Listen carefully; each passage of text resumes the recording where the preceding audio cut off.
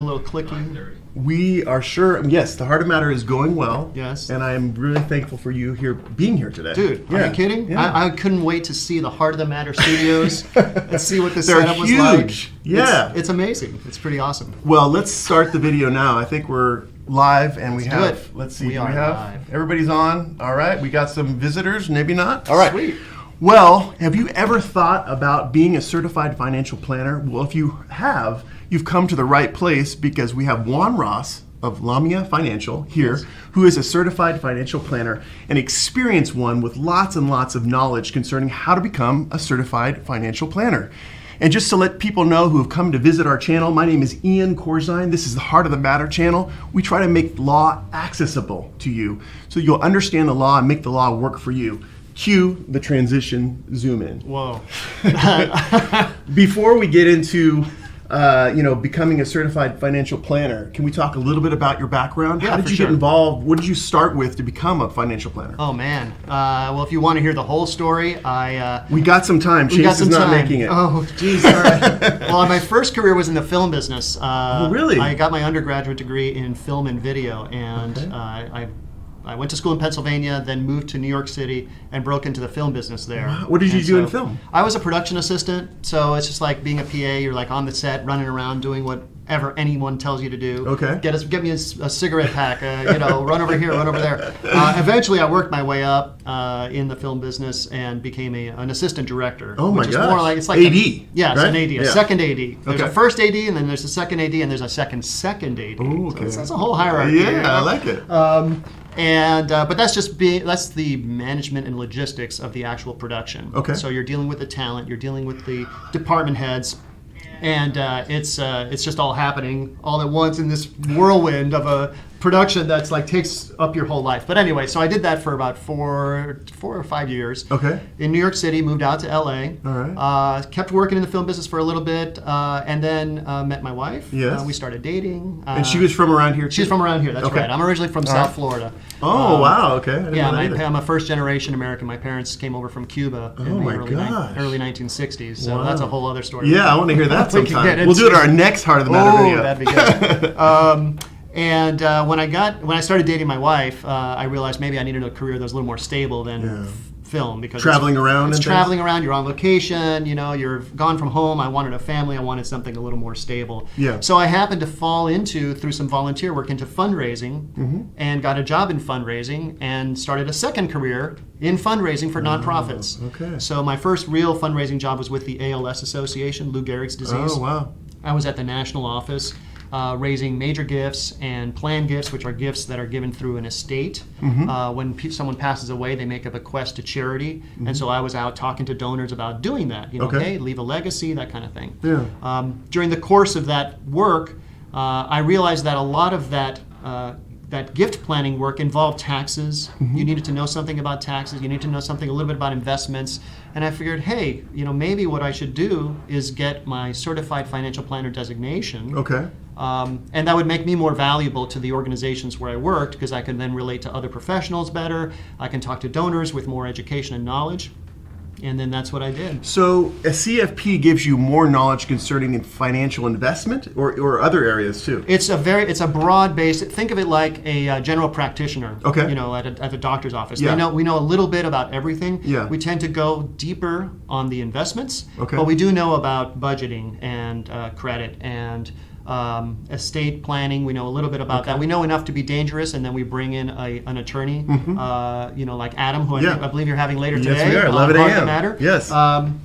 And then we also do retirement planning, taxes. We're very tax sensitive. So there's all these different insurance. Anything that intersects, the intersection of all things money, that's kind Cheers. of what... That's the Adam Triger. And that's the Adam Triger intersection. Yes. That's where we come in. Okay. So we kind of play in that space where it's anything financial. Okay. And a certified financial planner is just a specific professional designation that you get, Okay. which signifies that you've gone through some education, you've passed an exam. And we can talk about the process Yeah, to yeah, get yeah. to get to that if you want, but Sure. that's what it signifies. I noticed also that you have some other initials that follow your name. Oh, I do. What is that? I recently got another professional designation, because that's what we do. Okay. We always try and improve what we know. I have what's called the AEP, which is the Accredited Estate Planner designation. Okay. That's given to me as a member of the National Association of Estate Planners and Councils. Okay. So there are local organizations called estate planning councils, which consist of attorneys, CPAs, financial planners, life insurance people, who all work in the estate planning field, and who believe in that collaboration, that teamwork in estate planning. And this designation is something you get after 15 years of experience, and wow, I was able to get it. Nice. So that's pretty nice. Hey. Awesome. Yeah. So basically, I'm hearing that you wanted to become better versed with finances. Yes. Because of your charitable work. That's right. And then eventually you brought it to your main income source, your main correct. occupation. How long have you been doing it? So I got my CFP designation in 2010, so 8 years, and started doing some planning on the side just for family and friends. Okay. And I joined my current firm at the very beginning of 2012, and I've been there ever since. That's when I really made that transition to full-time financial planning. Now, in 2010, did you work for another firm at all? I was still in the nonprofit space at that point. Okay. So I was actually working at the Ronald Reagan Presidential Foundation, not too far from the in Heart of Simi the Matter Valley studios here. Oh, yeah. So I was doing the charitable gift planning for them. And during the course of working for the Reagan Foundation, I made a strategic decision. I said, I've got my CFP now. Why don't I network with other professional financial advisors in the community and just say, hey, here I am. I have this specialty in charitable giving. I know a little bit something about it. Bring me in on a case. If you have a client who's charitably inclined, I can show you what the options are. Awesome. If it results in a gift to the Reagan Foundation, great. If not, I just wanted to be a resource because I knew eventually it would come back to me. Great. And that's what I did. Started networking with other financial advisors, and through the course of that, met my current business partner, Chris Lamia, and eventually he said, hey, why don't you come join the firm and do this full time, because he saw something in me, and I had the skill set, I had the knowledge, I had the designation already. Awesome. So it was a perfect fit. Well, I've heard in the wealth management space there are things called wirehouses. Yes. And then there are independents, right? Yes. And you're an independent, is that correct? That's correct. We're an independent firm. Can you describe for the viewers what is the difference between an independent investment organization and a wirehouse? Sure. Well, a wirehouse, that's a term that goes back. It started a long time ago, back when there were actual wires coming through with stock market information and all of this. But think about your big investment firms that have been around a long time. Your Merrill Lynch's, Morgan Stanley. Those are considered wirehouses. Okay. And now wirehouses, after the 2008 market crash and the Great Recession, they're now they're linked to banks. Okay. That wasn't always the case. They were delinked from banks, and now they're relinked. Okay. But anyways, a wirehouse is simply an investment. It's an investment management institution, a financial institution that they're nationally known. They're subject to certain regulations. As an independent firm, we are not subject to those same regulations. So our firm in particular is regulated by the Securities and Exchange Commission, by the SEC. Okay. Some independent firms that aren't as big as us are regulated by their state, the state attorney general's office usually. And if you do a lot of sales, like if you sell investment products, then you're subject to regulation by an organization called FINRA, the Financial Industry Regulatory Authority. Wow, I'm impressed you knew that acronym. Which we are not subject to, but they have specific rules. So it all has to do with regulation and with how investment products and services are delivered. And would you say that you have more flexibility as an independent? I believe so, yes. Okay. Yeah, we do. We still have our own regulatory compliance that we have to deal with. Yes. But it's not as bad as a wirehouse. In fact, it's interesting. I recently got a referral from another financial advisor who works at a wirehouse who couldn't take on a particular account because of a situation. Their bank, the bank that owns the investment company where she works, wouldn't let them take on the account. So she's saying, hey, is this something that you guys can do? You have a little more flexibility than we do. So, so yes, I would say the answer to your question is yes. Awesome. Well, let's get to kind of the subject that we're here to talk about, and that is we talked about your background. Yes. But what are the steps? What are the steps to becoming a certified financial planner? All right. Well, if anyone is interested in the steps, I don't know if they are. Are they? What are they saying online? We don't know. I don't know. It doesn't say. So the first step is to get the education requirement. Okay. So the organization that runs the CFP designation, that manages it and regulates it, is called the CFP Board. Okay. It's a nonprofit. It's kind of like the Bar Association for attorneys. Is it international or state? Right now it's national. It's U.S. Okay. Although there are international CFPs, so I think they have sister organizations in other countries. But the CFP Board here in the U.S. So the first step is an education requirement, and the CFP board has approved. There's hundreds of educational programs across the country that you can take. Okay. It's a series of courses. Some are offered through universities. Some you can do online. You can go live. It's a lot of flexibility, but you have to take these courses first. Okay. Once you have passed all of the courses, there's generally 6 to 8 courses. Yeah. Then you're eligible to sit for the CFP exam. Okay. How long does that take to go through those courses? Well, we've got someone in our office going through it now, and he's doing it at a pretty good clip. It's going to take him about a year and a half to get them all under his belt. Maybe closer to 2 years. Is there a lot of math involved in these courses? There is some courses more than others. Okay. Yes. So like he's doing, for example, he's in the insurance course right now. Not a whole lot of math in that one. Oh, I love the insurance course. Insurance law. Oh, hey, Ian Corzine. Wes Corzine. Wes Corzine, out of the matter. All right. But there's one of the first courses is like general principles of financial planning, and there's a lot of math involved in that because you're doing things like present value calculations. So I don't even want to talk about present value. Yeah, I'm sure you don't. We have to do that in we'll do that trial. Yeah, exactly. No, we do. Oh, yeah. that's interesting. We have yeah. future damages have to I hadn't thought about that. reduce the Yeah, that's present right. value. Yeah. So we have to do those calculations. We get a nice calculator. We have to buy for ourselves. So anyway, the coursework. You get the nerd glasses. Yeah, for sure. I liked the estate planning course. That was one of my favorites. It was really cool. So you do the coursework. Yeah. Hopefully you pass all your courses. Then you sit for the exam. Right. Now, that's a whole process in and of itself because you have to study for the exam is very difficult to pass. It has a notoriously low passing rate. Oh boy. When I took it, it was a day and a half. So it's grueling. Now it's down. Now it's just one long day. Okay. Because they changed it a few years ago. So you pass the exam, hopefully on the first try. Yeah. If not, you can take it. You can obviously retake it. I took a crash course. There's an exam prep course. That even though you've just done the education, you still have to take an exam prep just course. like the bar has that same exactly. So hopefully you pass the exam. God, I didn't know Then that. there's a 3-year work experience requirement. So you have to be doing full-time work for at least 3 years in some kind of financial planning capacity. Wow. So even as a junior advisor, a para-planner, which is a new kind of position now that financial para-planner, huh? Yeah, it's kind of like parachute. Oh yeah, sometimes you want to jump out, jump out the window. So there's as long as you're working full-time, so you have to meet that 3-year work experience requirement. Then, once you've done that, the CFP board does a background check, make sure you're not a felon or you don't have like a ton of bankruptcies in your past or anything like that. Yeah. Credit check. You have to have a bachelor's degree, so that's also another requirement. Wow, I did not know that. And then once all that is done, then you can become, you pay a fee, and then you become a CFP, and they let you use these marks. Oh, let's see this thing. So do they give you the hat? They don't. I had to buy the hat from the CFP store. So how's it look? You look so cool. All right, well, I'm not going to wear it. Swear to God. It'll be distracting to everybody. So. But yes, they let you use the marks and call yourself a CFP at that point. Okay. So if you're a new CFP, obviously you don't just start up and you have a bunch of clients, right? Right. Yeah, it's one of the hardest things probably to get clients. It is. So can you describe for the viewers, you got your CFP, you got your bachelor's degree, you passed all the tests. What do you do to get clients?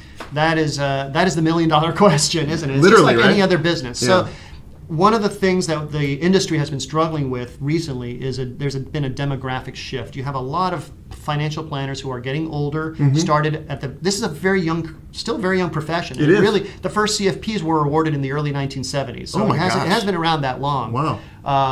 But you've got those early planners who are now retiring, and there are not enough younger planners coming into the profession because they just don't know it exists. They don't know it's an option. Okay. Fortunately, there are a lot more university programs now for CFPs where you get a bachelor's or even a master's in financial planning.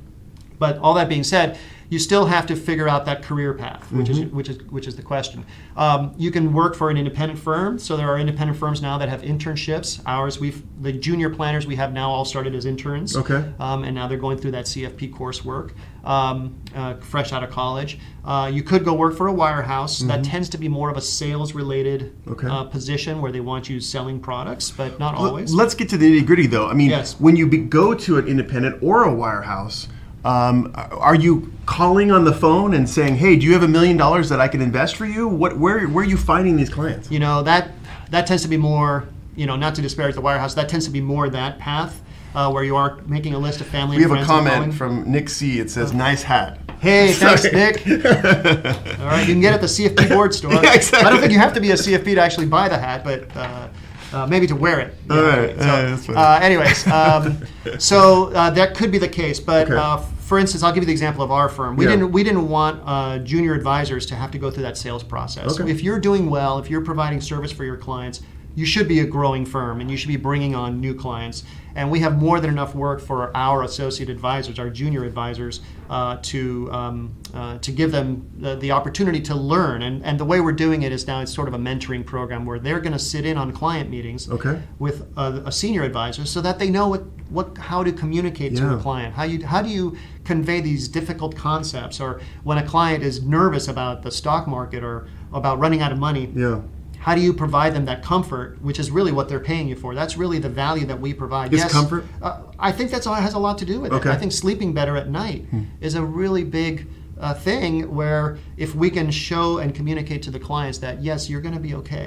You've got enough money, or the stock market, yes, it may be having a little bit of a crazy spell right now. Yeah. Historically, but we have a plan. Is that what? We have a plan. Historically, it's always turned around, and here's how we're going to deal with it. Okay. I think if younger advisors can sit in and see that interaction, that's the only way they're going to learn. So we understand that younger advisors are going to learn from older ones. Yes. But how does it work as far as younger advisors getting clients of their own? Do the older advisors pass off kind of the smaller clients to the younger? Yes. That's actually one way to do it, for sure. And where, for example, we have clients who have now adult children who are graduating college, so those would be good clients to give to our junior advisors as a lead, with the senior advisor kind of supervising. Yeah.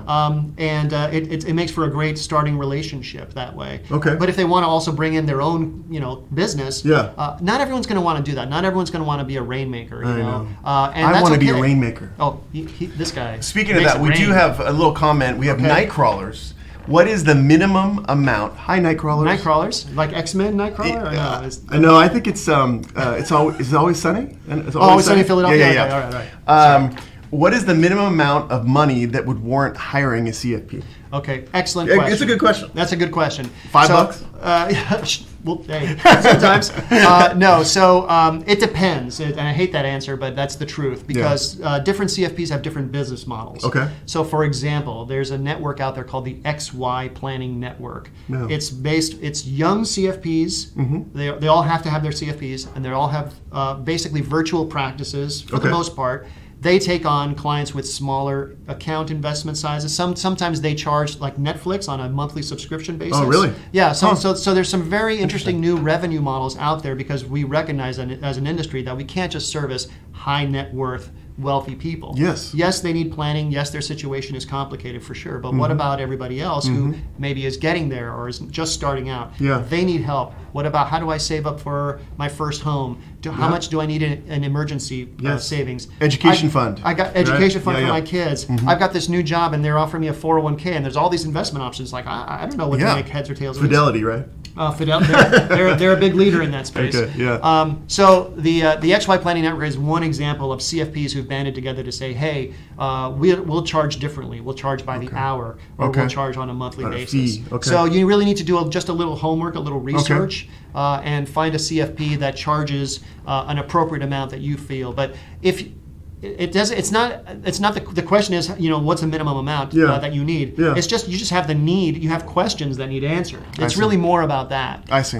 If you have some pain or a stress point in your life related to finances, that's when you should seek out a CFP. And the best way to do that is the CFP board has a website, letsmakeaplan.org. Okay. And you can just put in your zip code, and all the CFPs in that area will pop up, and you can just and all of their characteristics, how they run their business, that kind of thing. To make it real for the viewers, I mean, does it make sense for you to say, let's say I have $25,000 and I just want to set a plan on that? Yes. Would it make sense for the viewer to call up these people and just to say, hey, listen, I don't have a whole lot of money, but I do want a plan, and try to weed them out that way? Because some people I've heard, I take $1 million or more. I mean, right, of course. Yeah. You have to do. It's just like shopping for a car. Okay. You have to go around and you have to shop based on. If you see that someone charges on an hourly basis, that's going to be the most cost effective for someone who's just starting out, because then you can hire them for 2-3 hours.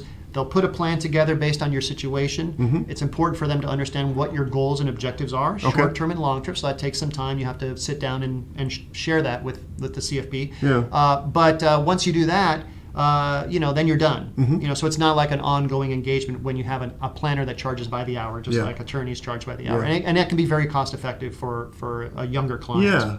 Does Lamia, do they charge by the hour, or how does we it have work? the flexibility to do that. We've done that in some cases. That's not our normal business model. Normal is what, a percentage? Is that? For us, it tends to be either a percentage of the investments that we are managing or just a flat fee, which we negotiate based on the complexity of the situation. Sometimes people don't have a whole lot of actual investments. They have maybe a big real estate portfolio. Yes. That still requires a lot of planning for taxes and all sorts of cash flow and all sorts of other things. And for that kind of a client, we'll just assess a flat fee and charge that to them because they don't have enough on the investment side. But we're flexible. You're that open. way. Yeah, Okay. we're very open. So on a day-to-day basis, what is a CFP doing? I mean, I could imagine once you invest the money in the proper plan, Yes. the bottom line is it's working, and hopefully, and everything's going good. So what do you do when you come into work on Monday? Oh man, every day is different. Usually on Mondays I'll have some emails from over the weekend from clients with questions that came up over the weekend. Okay. Maybe they need a distribution, a withdrawal from their account. Okay. Oh, I'm getting ready to buy a car. Can you send me $10,000 or whatever? And that's something you guys deal with? Oh yeah, for sure. Okay. Oh yes, All right. absolutely. Okay. So if we're managing the investment account, usually we always want clients to have money in the bank. Yes. An emergency fund, and some like to have a larger emergency fund than others, and we kind of figure out what that is for each person. It's very individualized. I see. But if they need more than that, or if they don't want to tap into their emergency fund for some reason, then they call us and request money. I see. And then we have to figure out where it's the best place to get the money from I if they see. have multiple accounts. Okay. And those accounts may be treated differently for tax purposes if they have like an IRA or they have an after-tax account. So we need to figure that out. Okay. And then we need to then drill down and say, okay, now which investments do we sell within that one or two accounts in order to generate the cash that they need for whatever their request is. Okay. And sometimes we call them back and say, so if they don't give us enough information, so tell us a little bit about what you need this cash for. Oh, have you thought about maybe doing it this way? So we don't always we're not just taking orders. We have to think about them, because if you have a long-term relationship with a client, you'll know their personality, you'll know what their fears are, you'll know kind of the things that they enjoy, and you'll know what their goals are. Yeah. You know what they're trying to achieve, which is really the most important part. And so it's our job to not just listen to what they're saying, but also interpret it and give our feedback. Because that's what they're paying us for. They want our advice. And sometimes we'll have to say, maybe that isn't the best way to do it. What about A or B as other? Here we go. All right. Are we on now? Are we live, Ian? So please should. tell me we're live, because I was just about to launch into a good story. Is it showing? Oh, it's on a second. Okay. It may take a second. All right. Well, I'm just going to fill the time. I'm back. We're back. And we're back. And we're blurry. Why are we blurry? Oh my gosh. Apparently, I've never been on live TV before. Have you ever seen a guy have to adjust the focus as you're talking? That is the best. This is what this gets to the heart of the matter, folks. You know what, folks? Watch this channel. That's because, you'll see this kind of stuff nowhere else. Nowhere else. We're doing it homemade. You know what I'm saying? We're doing it on a DSLR here. Nice. It's you know nice what I'm camera. saying? Yeah, I hear you. You got to hit him with the hind, guys. Come on. All right. 68. Ooh. Anyway, some references. So I guess what were we talking about before we had such a? I think I was going to tell you a rude typical interruption. like an advice story or something. Yes. Like a typical day. So, Yeah. Oh, typical day. So I have a client. Yeah. We have clients who are doing some work on their home, and they need some cash to pay for the construction person. But the issue is that they have a very large IRA, and any cash that they take out of there for this purpose is going to be taxed. Yes. And we don't necessarily want to, increase the cost. If it's a $10,000 job, we may have to take out $15,000 or $17,000 to pay the tax to get them the $10,000 that they need. I see. So we suggested, well, you have this other account over here that has some shares of stock. Why don't you either sell that stock or borrow against those shares and then just pay it back? And that for them turned out to be the best option, so that's what we're doing. So it's interaction. It's interesting. It reminds me of you being a financial counselor. I mean, I counsel my clients on the law, but it sounds like you're really a financial counselor for how best to use your funds. For your day-to-day life. Yeah. So I didn't know you had as much interaction with which actually selling. It's constant interaction. Yeah. And I love it. That's the best part of the job, is just the interaction with the clients. It's continuous. It's constant. Every day I may have on our software 20 to 30 different actions that are due that day that I gotta deal with for different clients. Maybe we have to fund a retirement account by a certain date, or they owe us a budget because we're going to do some analysis on their spending, or they may have some kind of an investment issue that we need. Whatever it is, it's always going to be different every day. No 2 days are the same, and it keeps it very interesting. Well, I got another comment from Nightcrawler. Nightcrawler. We love Nightcrawler. Very, very good viewer. On average, how often are you checking in with your clients? That's an excellent question, Nightcrawler. Thank you. So Nightcrawler has all the good questions. I really appreciate Nightcrawler's questions. Every firm's a little different, so I'll tell you how we do it. So initially, when we're bringing a new client on board, we meet with them in person or virtually if they're out of state, because we have out of state clients. No fewer than every 3 months, so quarterly meetings. Quarterly. Okay. Usually after the first year, and it's quarterly in the first year because there's usually a lot going on. We're usually opening accounts and moving things and dealing with really hot button issues that they need to address right away. Yeah. Usually after the first year or so, things have kind of calmed down a little bit, and then we meet with them no fewer than every 6 months. Okay. So it's like your dentist, every 6 months for a meeting. Okay. But those meetings are checkpoints. Okay. In other words, we set a goal. Okay, we say for the next 6 months, these are the 2 or 3 things that we need to accomplish. We need to look at your auto and homeowners insurance and make sure it's up to date. Yep. And then if it's not, go talk to your agent. We need to go talk to the estate planning attorney for whatever reason. And we need to do some kind of budget analysis. Okay, those are the 3 things. Yeah. And we do that work, and then when we come back in 6 months later, hopefully we've done that. Okay. So some homework is on their part, some is on our part, and we're in constant communication in between. And what happens is life happens. Things are going to come up unexpectedly, and we want to have planned for those things. So suddenly an unexpected illness, an unexpected death, divorce. And I just want to interrupt you 1 second. I'm Please. so sorry. But I just want to say Ian? hi to my friend BK42. He's saying hi. Good to see you live. BK42. BK42 is also do I your know friend. BK42? You got to check out his channel. It is all about environment and about hiking and about backpacking and all sorts of I'm things. there, BK. Don't worry about it. Yeah, Awesome. exactly. Okay. Anyway, so the other thing I was going to ask you, that my grandfather was a stockbroker. Okay, we don't use that term anymore. Yes, not really. It's not kind really. of fallen out of favor. You have day trader, you have financial planner, wealth manager. Oh yes. All right, but stockbroker we don't hear about. Is any of your day spent reading charts? No. Really? No. Okay, so when you're trying to make good investments for your clients, what are you using? So we use at our firm, we use mutual funds. Okay. And this is our investment philosophy now. Okay. So this is another thing that as a consumer, you're going to want to shop around and ask a potential CFP, what's your investment philosophy? Because there's lots of different ones out there, and we think we're right, and that's why we're very passionate. Are you conservative, or are we tend to be a little bit more on the conservative side. All right. But some clients want to be more aggressive, and that's totally fine. We just we're trying to thread that needle between how much risk does a client need to take based on their goals, and how much should they take. So sometimes we'll tell a client, you know what, you've saved enough, based on your spending, and if we factor in inflation for the rest of your life, we don't see that you're going to run out of money. Wow. I wish I had that conversation. That would be the best conversation ever. Ian, I will have that conversation with you at some point. If this Heart of the Matter channel takes off, of course. It's on its way, I know. I'm waiting for that. Do I get royalties for this? I mean, you signed a waiver. So. Oh, dang it. So some clients, we say, you don't need to take as much risk. So let's dial that risk back and not put so much of your money in the stock market. We'll invest a bunch of it in bonds. Okay. Bonds are investments that are less volatile, more safe, much more safer. They still have their risk, but there are ways to manage that. So, what was your question? Well, I guess I kind of want to. None of your day is spent in really studying stock charts. Yeah, no, right. But I will say this: do you have any clients that come to you and say, "Listen, I just sold my company, and I'm 27, and I'm going to keep a couple million in savings for whatever I need, but I want you to go for the remainder of the money that I got. I want you to hit it, and I want you to make me money on that." Do you get that kind of client or no?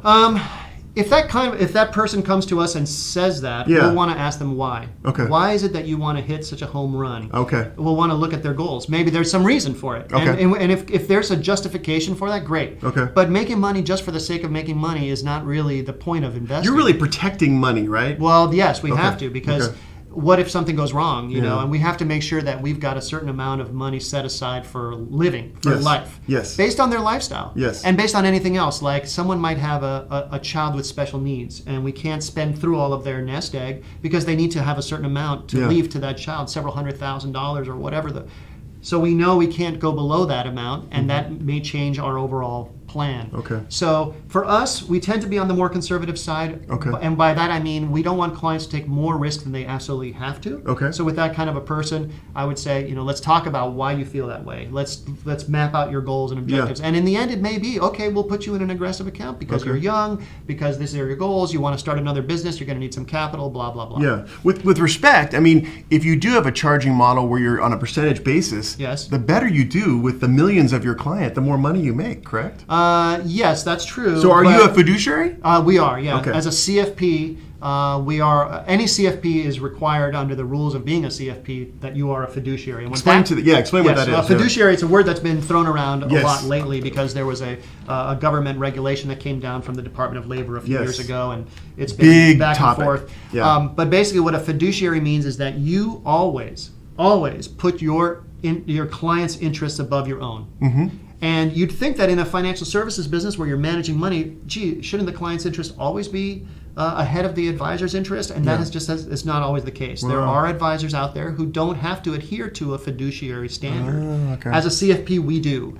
How do we, as viewers, come to a wealth manager and be able to say, listen, are you a fiduciary, or how does that work? Yeah, I mean, you just come right out and ask Okay. them. If they're a CFP, then Then they have to the be. answer is yes. Okay. If they don't have the CFP designation, then you have to ask the question. Are you required to cover errors and omissions coverage for? Oh, yeah. Okay. Mhm. Yeah, we have that. Are you bonded in the sense of if I give you $1 million to invest, how do I know you're not going to run off with it?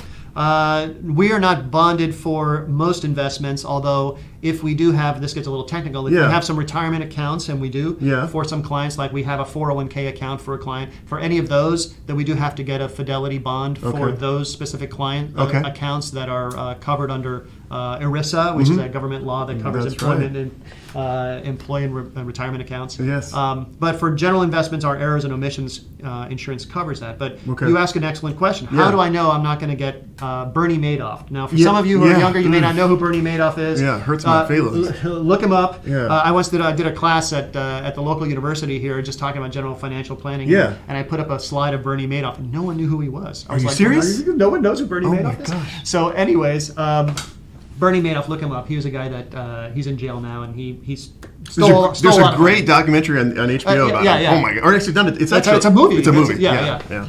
So anyway, how do you know that I'm not going to run away Yeah, with the money? yeah. So the way that we do it, and most independent firms are like this, is we have a third party custodian, Mm-hmm. a financial institution, then that's where the investment money is held. Okay. We don't actually hold the investments. We Okay. have, and we use Charles Schwab Mm-hmm. as our custodian. There are 3 or 4 major custodians out there. TD Ameritrade is one, Fidelity Okay. is one, Schwab is the biggest one.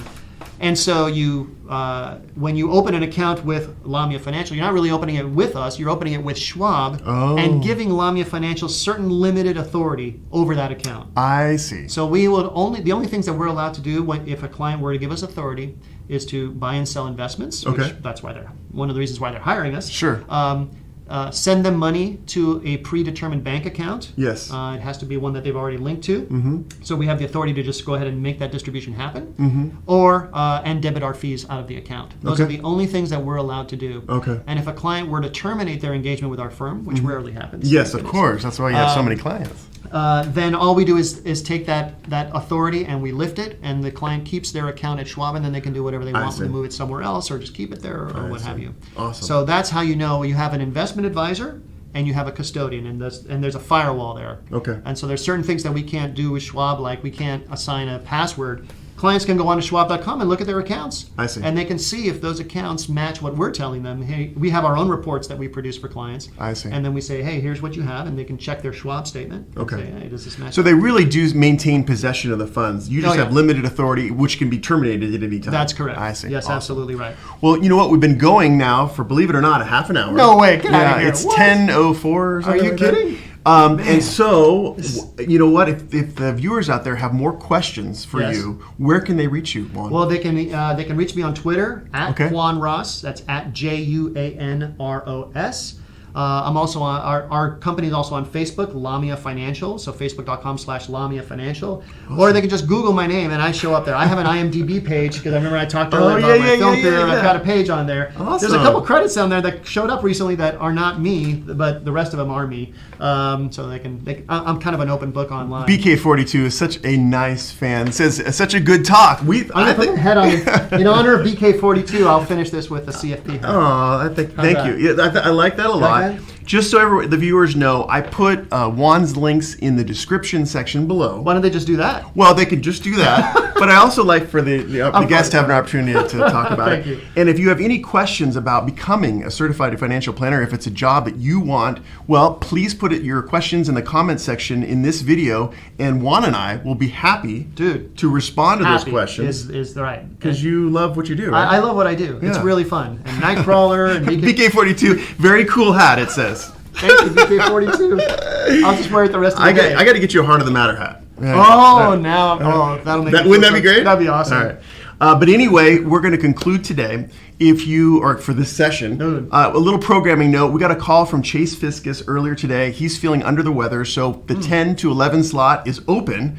So I invite you guys to come over to the Heart of the Matter studios and be interviewed by me for an hour. Now you're probably far away. We can't stay on for another hour doing this. This is so fun. I know. But anyway, if you like this video, please give me a thumbs up. Yes, Like it of course. right below, yeah. And if you want more straight talk on the law, you want to know about the law and how it's accessible, how it can be workable for you, please subscribe to our channel and hit that bell button next to it, and you'll be notified every Wednesday. Dude, notifications. When a new Heart of the Matter video comes out. Juan, it's been a pleasure. Thank This you. is You're awesome. a good buddy. I really appreciate you coming out, spending No time with worries. us.